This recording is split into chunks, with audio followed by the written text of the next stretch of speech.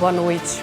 O Supremo suspende o pagamento de mais de 4 bilhões de reais em emendas parlamentares e determina que a Polícia Federal investigue supostas irregularidades. STF mantém o estado do Rio de Janeiro em regime de recuperação fiscal. Nova plataforma de inteligência artificial vai agilizar a tramitação de processos na Justiça Federal da Primeira Região. O Supremo suspende reintegração de posse da área conhecida como Ocupação Linha do Trem em São Paulo. Indígena Chavante investigado por participação em atos antidemocráticos é preso na fronteira com a Argentina. E ainda, Judiciário fecha o ano com mais de 86 mil processos envolvendo comunidades indígenas e quilombolas e a proteção do meio ambiente, julgados em todo o país. O Jornal da Justiça desta segunda-feira, 23 de dezembro, começa agora.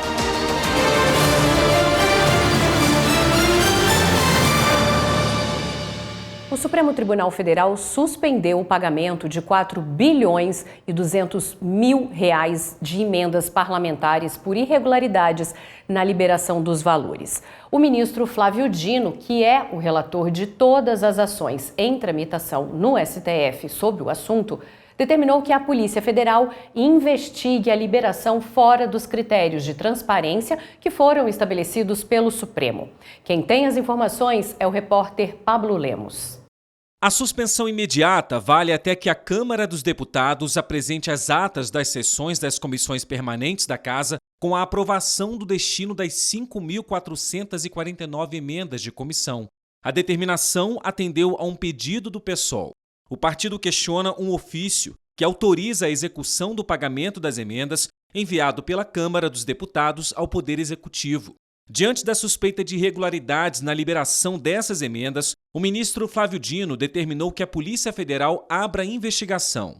Dino é o relator de todas as ações em tramitação no STF sobre emendas parlamentares. No último dia 2 de dezembro, o plenário do STF confirmou decisão do ministro, que liberou o pagamento das emendas se houver transparência sobre o destino dos recursos do orçamento da União. O ministro Flávio Dino explicou na decisão de hoje que surgiram novos fatos questionados pelo PSOL e por terceiros que participam do processo. Irregularidades na tramitação das emendas nas comissões permanentes e suspeita de apadrinhamento de emendas por líderes partidários. As partes também denunciaram manipulação do regimento da Casa com a suspensão das atividades de todas as comissões permanentes até o dia 20 de dezembro, véspera do recesso parlamentar. A medida, segundo os autores das ações, seria para inviabilizar uma nova discussão de alterações feitas nas emendas com o apoio de 17 líderes partidários. Flávio Dino atendeu ao pedido e fez uma série de determinações. À Câmara dos Deputados, ele deu um prazo de 5 dias corridos para serem publicadas no site da Casa as atas das reuniões das comissões permanentes com a aprovação das 5.449 emendas. O mesmo prazo vale para o envio urgente dessas atas à Secretaria de Relações Institucionais do Poder Executivo, sob pena de inviabilizar o pagamento das emendas. Ao Ministério da Saúde, o ministro determinou o bloqueio de contas bancárias em que são recebidos os recursos de transferências fundo a fundo e a notificação dos gestores em 48 horas. Além disso, Flávio Dino exigiu a abertura imediata de contas específicas para cada emenda parlamentar na área da saúde. A Advocacia Geral da União foi determinado que informe os montantes empenhados e pagos, por modalidade de emenda e por órgão, no período de agosto a dezembro de 2024. A AGU ainda deve identificar os responsáveis jurídicos pelo pagamento dos valores, além de apresentar todos os ofícios e atas recebidos pelo Poder Executivo sobre as emendas nos meses de novembro e dezembro deste ano.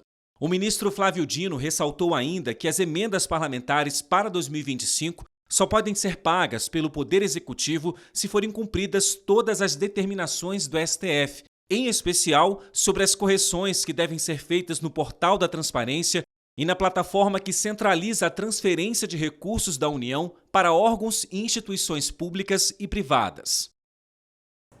O Supremo Tribunal Federal manteve o estado do Rio de Janeiro no regime de recuperação fiscal. As informações com a Evne Araújo. O ministro Dias Toffoli suspendeu as punições da União contra o Rio de Janeiro por suposto descumprimento do regime de recuperação fiscal. Ele também garantiu ao Estado o direito de pagar as dívidas em parcelas iguais às de 2023 até junho de 2025. As sanções, como o aumento de 30% no valor da dívida, foram impostas após o Ministério da Fazenda apontar um rombo de 3 bilhões de reais nas contas do Estado. O Rio alega que os problemas financeiros decorrem de fatores como altos juros e guerra fiscal, enquanto a União atribui a crise a escolhas locais. Toffoli sugeriu que as partes busquem um acordo e citou um projeto de lei complementar de 2024 que pode redefinir regras para as dívidas estaduais. A tramitação do caso no STF foi suspensa até junho de 2025, ou até que o projeto seja aprovado. O ministro determinou que, ao fim desse prazo, as partes apresentem novos pedidos ao Supremo para uma nova deliberação, caso necessário. A primeira turma do Superior Tribunal de Justiça decidiu que o diferencial de alíquotas, o DIFAL do ICMS, não deve ser incluído na base de cálculo do PIS e da COFINS. Segundo o STJ, o DIFAL não compõe a receita bruta das empresas, reduzindo o valor desses tributos. Mais informações com a Jéssica Castro. Os ministros do colegiado estabeleceram que, por não ter natureza de faturamento ou receita bruta, o ICMS-DIFAL, que é o diferencial de alíquotas do Imposto sobre Circulação de Mercadorias e Serviços, não compõe a base de cálculo da contribuição ao Programa de Integração Social, o PIS, e da contribuição para o financiamento da Seguridade Social, a COFINS. O diferencial de alíquotas do ICMS é uma parte do imposto utilizada em operações interestaduais para evitar guerra fiscal entre os estados, quando o ente de destino cobra uma alíquota maior do que o de origem e cabe ao fornecedor repassar essa diferença ao estado de destino. A relatora, ministra Regina Helena Costa, explicou que o diferencial de alíquotas do Imposto sobre Circulação de Mercadorias e Serviços é uma modalidade de cobrança do ICMS e não um novo tributo.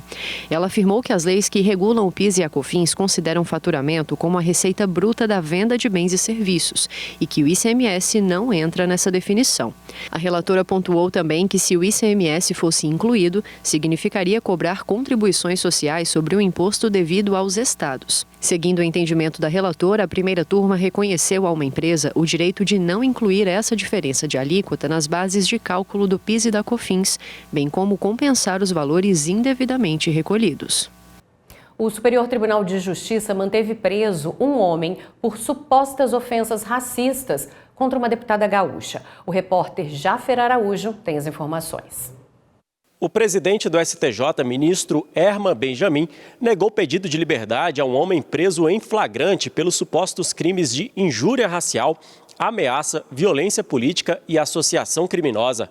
As vítimas das ofensas por e-mail foram uma deputada estadual do Rio Grande do Sul e a filha dela. No caso, o acusado e outra pessoa teriam chamado a parlamentar de macaca esquerdista maldita, além de afirmar que a deputada deveria ser estuprada, morta e queimada. No STJ, a defesa alegou que a conversão da prisão em flagrante em preventiva teria sido baseada apenas na simples gravidade abstrata dos delitos. Ao decidir, o ministro presidente Herman Benjamin apontou que, segundo os autos, o juízo de primeiro grau enfatizou o risco às investigações com a liberdade do acusado, sobretudo pelo conhecimento avançado dele em informática. Embora o habeas corpus tenha sido indeferido liminarmente, a defesa apresentou recurso e, assim, o processo será submetido a novo exame por um dos ministros do STJ. E a seguir, indústria é condenada a indenizar ex-funcionário que desenvolveu uma doença pulmonar crônica após trabalho contínuo em contato com amianto. E o balanço dos trabalhos da ouvidoria do Tribunal Superior Eleitoral este ano. Voltamos já.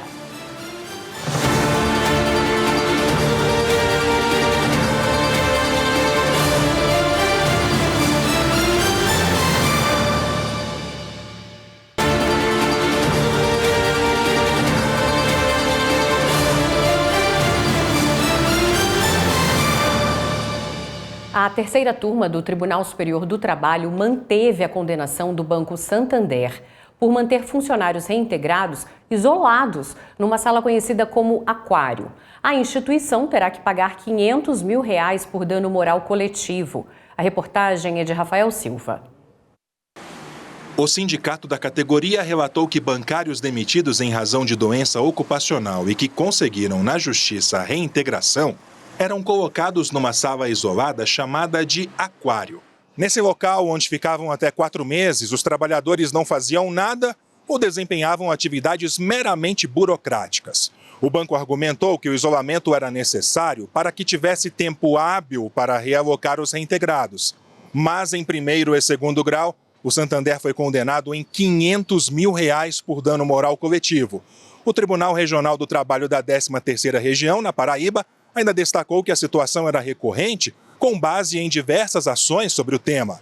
A instituição financeira recorreu novamente pedindo ao TST a redução do valor.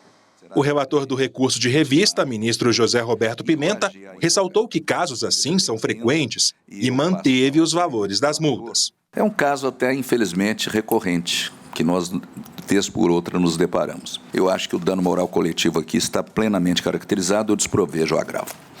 A multa combinatória em caso de descumprimento da decisão judicial, há uma insurgência do banco no sentido de que esse valor das astrentes, como nós sabemos, seria excessivo. E não me parece que é o caso. Elas são suficientes, razoáveis e proporcionais. Para o ministro Lélio Bentes Corrêa, é compreensível que, em estruturas complexas de grandes empresas, a reintegração necessite de algum tempo para a efetivação, mas deve ser feita dentro de um prazo razoável. O quadro fático descrito pelo Tribunal Regional indica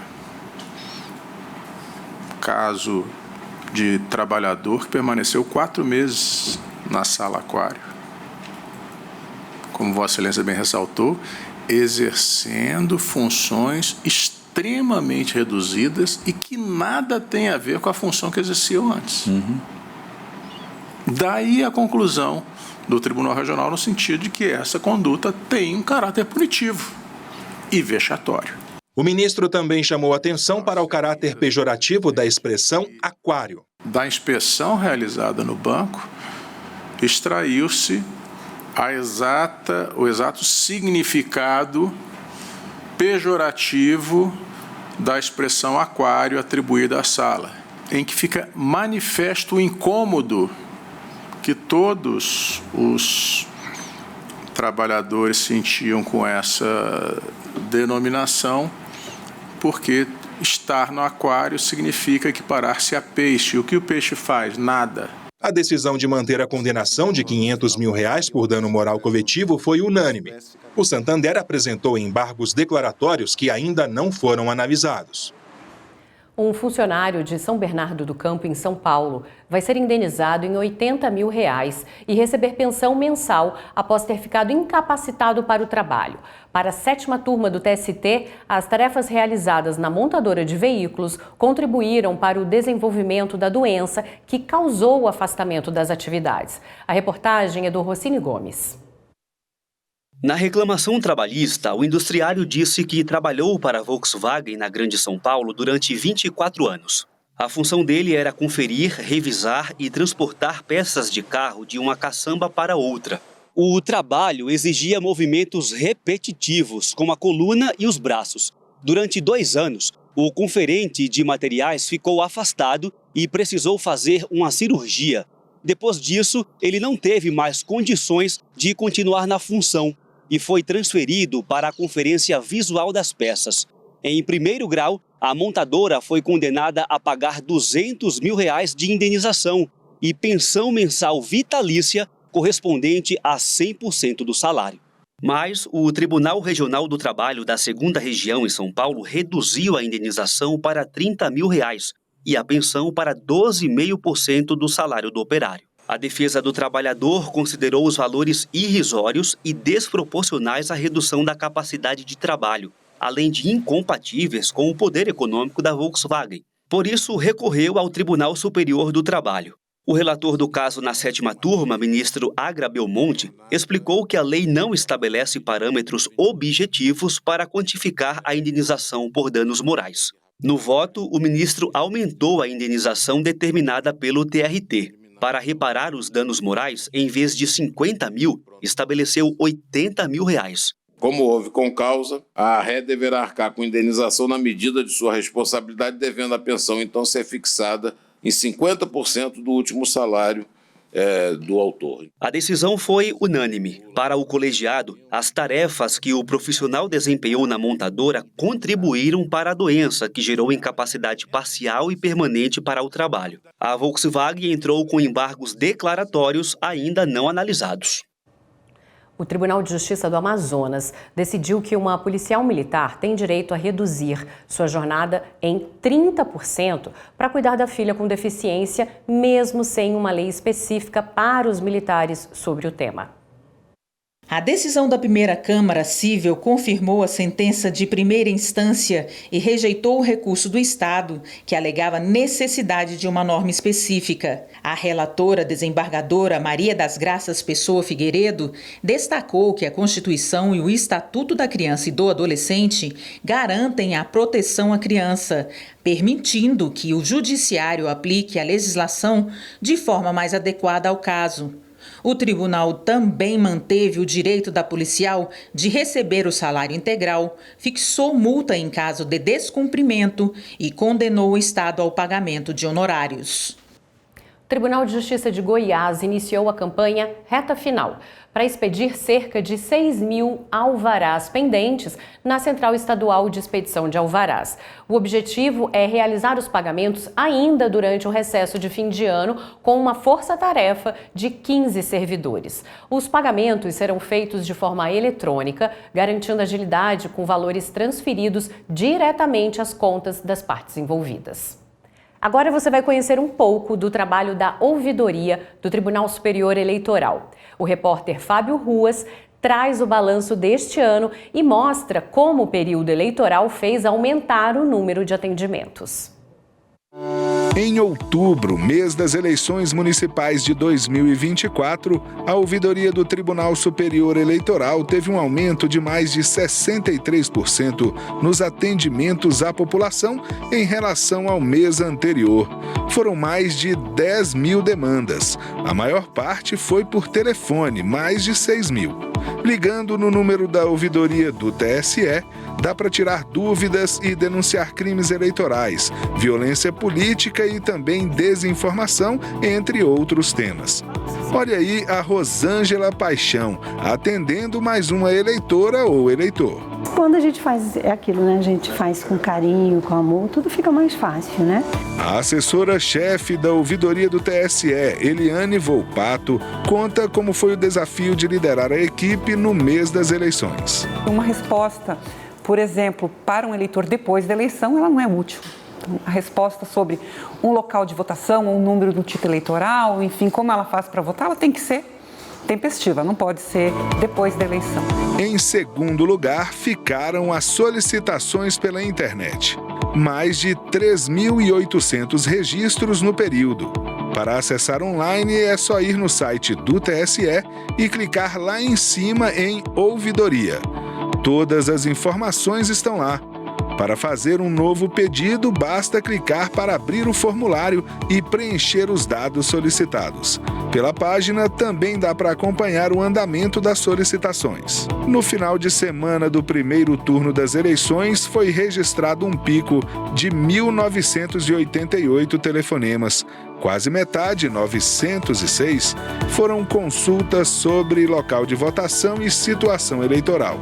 Já no segundo turno, foram 204 ligações. E o principal assunto foi justificativa eleitoral, com 76 registros. De acordo com o índice de satisfação com a ouvidoria do TSE, quase 90% das pessoas atendidas consideraram que o prazo de resposta, que a depender do tipo de demanda variou de 1 hora a 7 dias, foi positivo em outubro.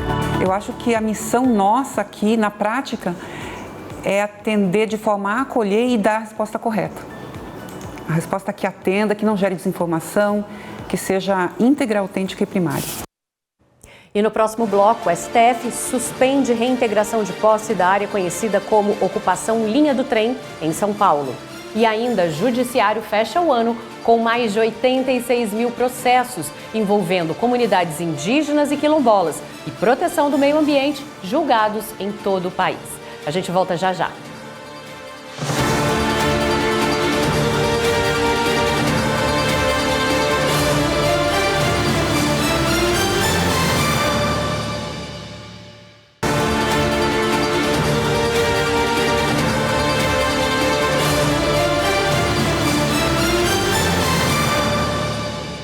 O Supremo Tribunal Federal suspendeu a reintegração de posse da ocupação Linha do Trem na capital de São Paulo. De acordo com a decisão, as informações do processo sinalizam que a desocupação não está seguindo o regime de transição fixado pelo STF para remoções. A repórter Evne Araújo tem os detalhes. A ocupação Linha do Trem fica próxima aos parques naturais de Varginha e do Itaim, na cidade de São Paulo. Na área vivem cerca de 80 famílias. Em análise preliminar, o ministro André Mendonça, relator do caso, avaliou que o regime de transição definido pelo STF no ano passado não está sendo plenamente observado nos atos de remoção. Na ação, o Supremo determinou que os tribunais instalem comissões de conflitos fundiários e façam inspeções judiciais. A Corte também definiu que fossem realizadas audiências de mediação como etapa prévia e necessária às ordens de desocupação coletiva. Em caso de remoções de vulneráveis, deve ser garantido o encaminhamento das pessoas a abrigos públicos ou adotada outra medida que garanta o direito à moradia, sem a separação dos integrantes de uma mesma família. Em nova ação no STF, representantes das famílias que ocupam o local afirmam que correm risco de remoção administrativa sem a devida ciência de todos os moradores e sem plano prévio por parte de órgão estatal. O ministro André Mendonça determinou a suspensão da reintegração de posse até que o mérito da reclamação seja analisado pelos demais ministros do STF. Mendonça também determinou que a Justiça de São Paulo preste informações sobre o caso. A Polícia Federal prendeu o indígena Sererê Chavante por descumprimento de medida cautelar. Ele havia fugido e foi encontrado na fronteira do Brasil com a Argentina. A prisão de José Acácio Sererê Chavante foi decretada pelo ministro do Supremo Tribunal Federal, Alexandre de Moraes. O indígena foi preso na noite de domingo e está em Foz do Iguaçu, no Paraná. Ele tinha de usar tornozeleira eletrônica, mas violou a regra e fugiu para a Argentina. Em dezembro de 2022, Sererê foi preso por ameaçar integrantes do Supremo e por tentar impedir a diplomação do presidente Lula. No mesmo dia, houve um ataque à sede da Polícia Federal em Brasília. O indígena deixou a prisão em setembro de 2023, mas tinha de cumprir as cautelares. Pelo menos 86 mil processos judiciais relacionados às comunidades indígenas e quilombolas e à proteção do meio ambiente foram julgados até outubro deste ano em todo o país. O resultado é da Meta Nacional do Poder Judiciário, que busca impulsionar o julgamento desses processos para uma solução mais rápida. A reportagem é do Pablo Lemos. Conflitos territoriais, burocracia na titularização de terras e omissão do Estado estão entre as muitas questões judiciais enfrentadas por comunidades indígenas e quilombolas no país. Regiões distantes e de difícil acesso aumentam os obstáculos na busca por justiça e, consequentemente, direitos humanos e ambientais são violados por crimes como o garimpo ilegal. Julgamentos de processos ambientais e indígenas entraram no foco do Poder Judiciário. A meta é impulsionar resultados de mais de 175 mil ações judiciais desse tipo até o fim de 2024. Desse montante, 86 mil foram julgados até outubro.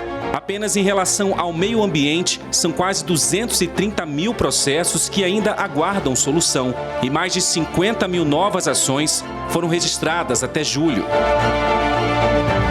Ações judiciais com esses temas tramitam em 3 esferas do judiciário: a A Justiça Federal já cumpriu todas as metas de julgamento. O Superior Tribunal de Justiça alcançou 75%.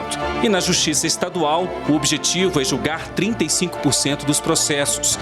Faltam apenas aqueles referentes aos quilombos, com quase 100% de cumprimento da meta. O compromisso com as comunidades tradicionais e o meio ambiente faz parte das metas do Judiciário desde 2021. Essa é considerada uma demanda importante e urgente. E para 2025, o objetivo é julgar 25% dos processos ambientais e de regularização fundiária distribuídos até o fim deste ano. A mesma porcentagem a ser alcançada equivale para o julgamento dos processos relacionados a indígenas e a quilombolas. Priorizar o julgamento dos processos relacionados aos direitos das comunidades indígenas e quilombolas. Essa é uma questão muito importante, com muitas delicadezas. Nós temos questões postas perante o Supremo, mas quem acompanha a questão ambiental sabe que as áreas de melhor preservação ambiental no país são precisamente as áreas demarcadas indígenas.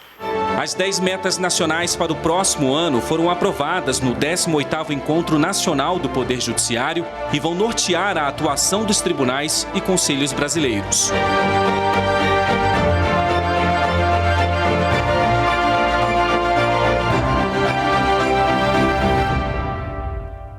Agora nós vamos falar do lançamento do Pacto Nacional do Judiciário pela Sustentabilidade.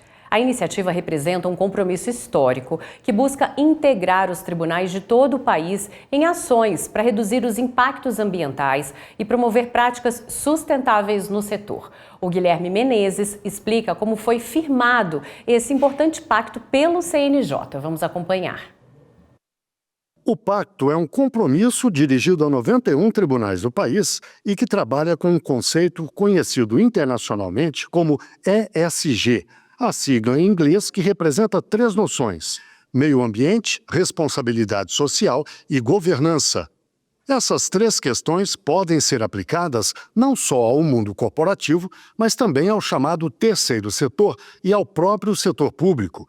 Como afirma o conselheiro Guilherme Feliciano, presidente da Comissão Permanente de Sustentabilidade e Responsabilidade Social do CNJ. Evidentemente, seguindo de perto as diretrizes da Resolução 400, que se baseia ali, né, nos princípios da administração pública e da ordem econômica, portanto, na valorização do trabalho humano e na livre iniciativa, e, neste sentido, na perspectiva de uma existência digna para todos, né, jurisdicionados e integrantes do Poder Judiciário, e, da mesma forma, o artigo 225 da Constituição, que trata do meio ambiente ecologicamente equilibrado, e, nessa linha, também alcança o meio ambiente natural, o meio ambiente artificial, o meio ambiente cultural e, inclusive, o meio ambiente do trabalho, nos termos do artigo 200, inciso 8º, da mesma Constituição.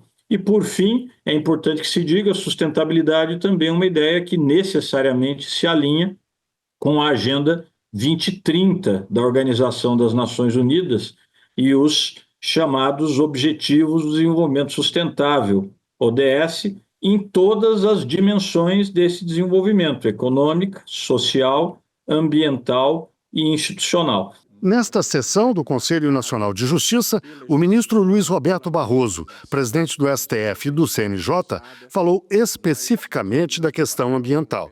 Lembrou que os tribunais brasileiros estão se comprometendo a descarbonizar suas atividades totalmente em no máximo 6 anos. Isso significa, por exemplo, otimizar o uso de recursos naturais, implantar sistemas fotovoltaicos e executar projetos de reflorestamento. É o programa Justiça Carbono Zero. Um programa que se insere no Pacto pela Transformação Ecológica que celebramos com os outros 2 poderes da República e que é, na verdade, uma divisão de responsabilidades para todos nós enfrentarmos a dramática situação da mudança climática no país. E a seguir, a gente fala sobre as decisões importantes do STJ, que completa 35 anos de funcionamento. E ainda, nova plataforma de inteligência artificial vai agilizar a tramitação de processos na Justiça Federal da Primeira Região. É rapidinho o nosso intervalo.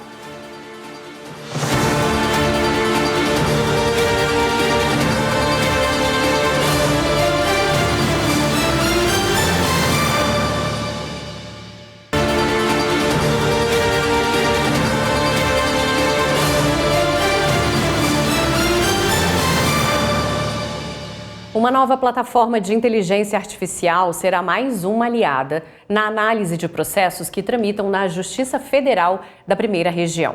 Quem apresenta a ferramenta é o William Nascimento. Batizada de A Lei 1G, a ferramenta será responsável por auxiliar servidores e magistrados na pesquisa, agrupamento e triagem de processos. Foi um trabalho de quase 3 anos que contou com a dedicação de acadêmicos e pesquisadores da Universidade de Brasília, além do apoio técnico de magistrados e de diversas instituições públicas. O coordenador do Laboratório de Inteligência Artificial da UNB, professor Nilton Correia da Silva, resume o objetivo da plataforma. O A Lei 1G ele vai oferecer uma facilitação na confecção de minutas de decisão. De que forma? Principalmente, fortemente, correlacionando acervo de processos com o assunto que está sendo minutado ali. Então, eventualmente, você tem uma facilitação de fazer minutas em lotes de processos, e não só em um processo. Então, a ferramenta ela consegue triar isso na base de conhecimento do tribunal, no acervo, e trazer processos semelhantes para que ele seja minutado. Vice-coordenador do grupo de trabalho responsável pelo projeto, o juiz federal Itagiba Cata Preta esclareceu que a inteligência artificial não vai substituir o trabalho dos magistrados. Meu Deus do céu, eu vou ser agora julgado por um robô? Definitivamente não. O que o robô vai fazer, o que a inteligência artificial vai fazer é colocar à disposição do juiz de forma mais rápida, de forma talvez até, isso nós vamos ver com o tempo, mais eficiente do que hoje os assessores fazem, as pessoas fazem em favor da prestação jurisdicional. Os recursos aplicados no desenvolvimento da plataforma, aproximadamente 3 milhões de reais, são fruto principalmente do convênio entre a Fundação de Apoio à Pesquisa do Distrito Federal, a FAPDF, a Finatec e o Instituto Federal de Brasília, o IFB.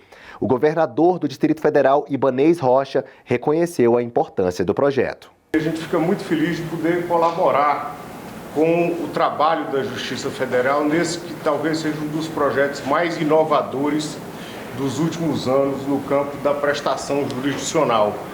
Então, a inteligência artificial ela tem muito como colaborar para o aprimoramento da justiça, para a agilidade em relação à tramitação dos processos e ao resultado que isso vai trazer. A disponibilização da ferramenta no ecossistema tecnológico do tribunal será feita de maneira gradual e acompanhada pelas respectivas áreas de cada unidade. Ao completar 35 anos de funcionamento, o Superior Tribunal de Justiça estabeleceu entendimentos importantes nas mais diversas áreas do direito. E você confere agora os que mais se destacaram. 2024 foi um ano de decisões com grande repercussão na pauta do Tribunal da Cidadania. Entre elas, a que validou o cultivo medicinal de cannabis por empresas, a que reconheceu a maternidade de mães não biológicas de crianças geradas a partir de inseminação artificial caseira e a que envolveu o ex-jogador Robinho. Então vem comigo, porque vamos relembrar esses julgados na retrospectiva da Corte. E a gente começa agora pelo direito público. A primeira sessão do STJ, de forma unânime, considerou juridicamente possível a concessão de autorização sanitária para plantio, cultivo e comercialização de cânhamo industrial por pessoas jurídicas para fins exclusivamente medicinais e farmacêuticos. O cânhamo industrial é uma variação da cannabis sativa com teor de THC inferior a 0,3%. Mas a autorização terá que seguir regulamentação a ser editada pela Agência Nacional de Vigilância Sanitária, a Anvisa. Ainda nos colegiados de direito público, a primeira turma decidiu que as sanções por improbidade administrativa decorrentes de atos que causem prejuízos aos cofres públicos devem ser aplicadas sem distinguir agentes públicos e particulares. E a segunda turma entendeu ser legal um decreto definindo que produtos alimentícios com mais de 1% de transgênicos tenham essa informação no rótulo. Agora, quem conta os destaques de 2024 nos colegiados de direito privado do STJ é a repórter Jéssica Castro. O destaque dessa área foi uma decisão da terceira turma. O caso julgado foi o de um casal homoafetivo de mulheres que realizou uma inseminação artificial caseira heteróloga, ou seja, com a utilização de sêmen doado por um terceiro e injetado em uma delas. Como não conseguiram registrar a criança no nome das duas mães, elas recorreram ao STJ. A terceira turma aplicou a norma legal que considera fruto do casamento o filho gerado a partir de inseminação artificial heteróloga. Assim, por analogia, foi reconhecida a maternidade da mulher que não engravidou e o nome dela vai constar no registro civil da filha. Ainda na terceira turma, os ministros definiram que a aposentadoria não pode ser penhorada para pagar advogado que atuou em processo contra o INSS. A quarta turma ainda decidiu que o saldo do FGTS não pode ser bloqueado para o pagamento de créditos relacionados a honorários, sejam contratuais ou sucumbenciais. E outro julgamento importante foi da segunda sessão. Em repetitivo, o colegiado decidiu que a simples demora no atendimento bancário não gera dano moral presumido. E no direito penal, como é que foi 2024, Samanta? Jéssica, nessa área, o caso de maior repercussão no STJ foi o julgamento que validou a condenação do ex-jogador de futebol Robinho por estupro na Itália. A Corte Especial validou a sentença do país europeu que o condenou a 9 anos de prisão e aceitou o pedido de transferência do cumprimento da pena para o Brasil. Ao confirmar os efeitos da sentença italiana no Brasil, o colegiado entendeu que a decisão estrangeira cumpriu os requisitos legais para ser homologada, além de concluir que a lei de imigração possibilitou que o brasileiro nato condenado no exterior cumpra a pena em território nacional. Outra decisão de destaque foi da terceira sessão. As medidas protetivas da Lei Maria da Penha não devem ter prazo fixo de duração. A quinta turma absolveu um homem que estava preso há 12 anos injustamente por falhas no reconhecimento criminal. E a sexta turma assegurou prisão domiciliar à mulher trans que teria que cumprir pena em presídio masculino. As decisões destacadas nessa retrospectiva e todas as milhares julgadas pelo Tribunal da Cidadania, você confere na página da Corte na internet. E você também pode acompanhar pelo canal do STJ no YouTube e demais redes sociais. Até 2025. A Escola Superior da Magistratura de Mato Grosso promoveu o 5º Sarau Prosa, Poesia e Justiça. O evento fez uma homenagem ao poeta, escritor e desembargador José de Mesquita. A Eli Cristina Azevedo acompanhou. Uma série de homenagens e o lançamento de obras literárias marcaram o 5º Sarau Prosa, Poesia e Justiça, promovido pela Escola Superior da Magistratura de Mato Grosso.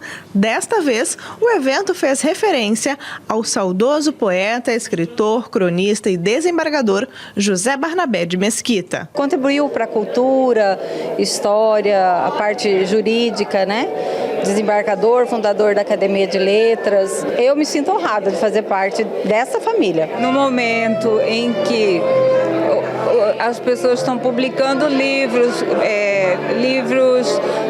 virtuais, uma pessoa que conseguiu publicar livros físicos e ter a notoriedade que ele alcançou, que chegou até nossos dias, é brilhante. Magistrados e convidados declamaram poesias em homenagem ao poeta. E eu, depois de tantos e tantos anos, me lembrei quando era criança, a última vez, acho que eu estava lá no primário, quando eu fiz uma poesia para minha doce, amada e inestimável mãe, né? E hoje aqui fiz também com muito carinho, participando aqui, né, com muita alegria. Foram lançados os livros Rondon, o Marechal da Paz, de Maurício Melo Menezes, e Direito do Agronegócio, temas contemporâneos, de autores diversos.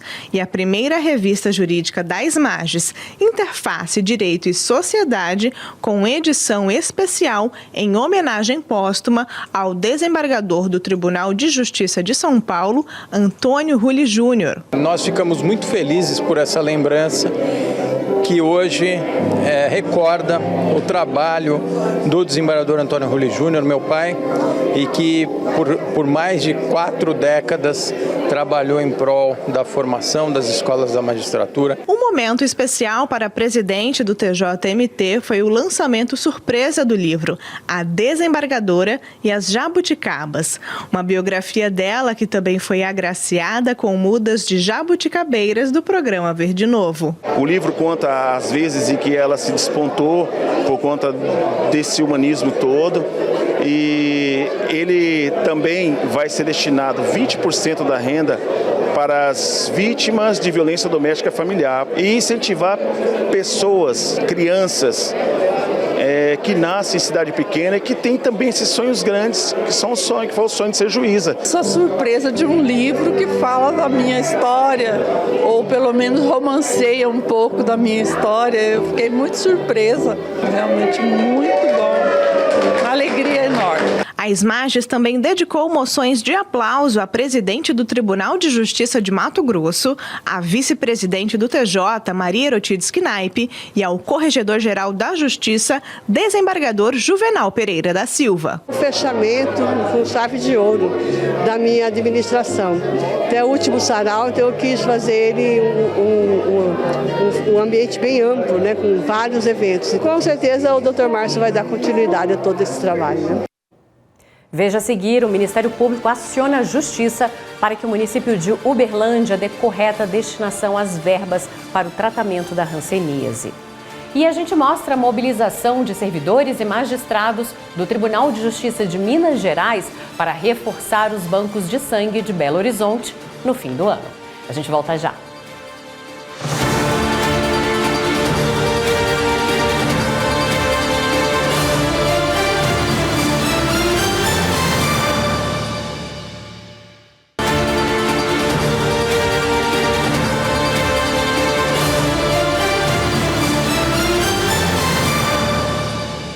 No podcast Supremo na Semana, você pode ouvir informações do julgamento com a decisão dos ministros sobre o trabalho intermitente e como ficou a questão das plataformas digitais. Elas têm ou não responsabilidade por postagens ofensivas ou com conteúdos ilícitos feitos por terceiros. O julgamento está suspenso.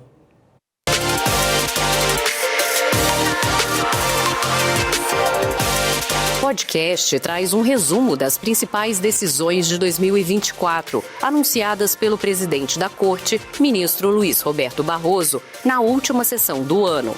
Destaca ainda a confirmação do STF sobre a validade do contrato intermitente de trabalho, implementado na reforma trabalhista de 2017. Você também terá mais detalhes do voto do presidente Barroso no julgamento dos recursos que tratam da responsabilização das plataformas digitais. Até agora, são 3 votos, dos relatores, ministros Luiz Fux e Dias Toffoli, e do presidente Barroso. Você pode acompanhar o podcast Supremo na Semana nas plataformas de áudio ou no canal do STF no YouTube.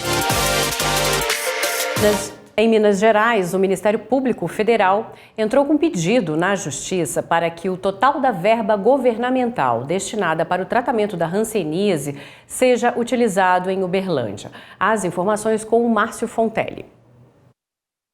Em uma ação civil pública com pedido de urgência, o Ministério Público Federal solicitou que a Prefeitura e a Universidade Federal de Uberlândia, em Minas Gerais, façam uso dos 5 milhões de reais destinados ao Centro de Referência Nacional em Hanseníase e Dermatologia Sanitária. O dinheiro foi liberado em 2021 e até hoje está parado na Secretaria Municipal de Saúde. Entre outros pontos, no processo, o MPF pede que o valor seja depositado em conta judicial no prazo máximo de 24 horas e que os envolvidos apresentem os motivos da falta de uso da verba. Uma campanha do Tribunal de Justiça de Minas Gerais para doação de sangue mobilizou servidores e magistrados em Belo Horizonte. A parceria com a Fundação Hemominas resultou numa ação marcada pela solidariedade em um período importante para reforçar os estoques dos bancos de sangue. A reportagem é de Fabrício Veloso. Juliana veio de Santa Luzia, na região metropolitana de Belo Horizonte, ao edifício sede do TJMG, com uma missão especial: doar sangue. Após uma triagem e a realização de cadastro, a servidora passou por avaliação clínica e fez um lanche como preparação, já que o sangue não pode ser doado em jejum. Ela é um dos 70 servidores e magistrados que se inscreveram para a campanha de doação realizada pelo tribunal, em parceria com a Fundação Hemominas. A campanha do TJ, na verdade, foi determinante. Se não fosse a campanha, certamente eu não teria vindo agora. Essa época do final de ano a gente sabe também que a necessidade de abastecer banco de sangue aumenta. É importante doar, a gente vem e contribui. O Márcio também ficou sensibilizado com a iniciativa, que mobilizou os servidores da capital e de cidades vizinhas. Eu me sinto muito bem. Quando eu estou doando sangue, eu sinto melhor do que quem está recebendo, porque é um prazer doar sangue, é um ato de amor, de carinho, né? A gente sabe que está doando não só uma vida, mas como está salvando 4 vidas. Porque uma bolsa de sangue, você salva 4 vidas. Todo o sangue coletado aqui no TJMG será usado para abastecer os estoques da Fundação Hemominas. A instituição, por sua vez, vai destinar grande parte do que foi doado tanto para os hospitais públicos da capital como para o interior de Minas. A campanha é inédita no Tribunal de Justiça de Minas Gerais. De acordo com a organização, em um dia de mobilização foram coletados quase 15 litros de sangue. Para se ter uma ideia, cada pessoa pode doar, por vez, cerca de 450 mililitros de sangue. O intervalo entre as doações é de 60 dias para homens e 90 dias para mulheres. O sangue não tem como, né? Assim, a gente conseguir ele de outra forma a não ser por meio da doação, né? É uma doação de um tecido, né? Do sangue. Então, isso tem que ser solidário, porque existem pessoas em enfermidades necessitando de infusão, né? Do sangue, e que os bancos de sangue é que dão esse suporte, é para a vida mesmo, é para salvar vidas. Para doar sangue, é preciso seguir alguns critérios básicos. Entre eles, ter entre 16 e 69 anos, pesar mais de 50 quilos, ter dormido bem antes da doação, não fazer uso de drogas, estar em boas condições de saúde e não ter tido gripe, resfriado, diarreia ou qualquer infecção nos últimos 14 dias. No site da Fundação Hemominas estão todas as informações sobre os requisitos e locais de coleta em todo o estado. Um ato de solidariedade que é feito pela Thaís há mais de 10 anos. Quando eu fui doar, eu descobri que eu sou doadora universal, que é o O negativo, e que a minha doação, parece que a doação de uma pessoa pode ajudar 4 pessoas. Eu acho que é um ato de solidariedade, eu acho que um dia você está ajudando e no outro pode ser você que precisa de ajuda. Esta edição do Jornal da Justiça fica por aqui. Uma ótima noite para vocês e a gente se vê de novo amanhã. Até lá!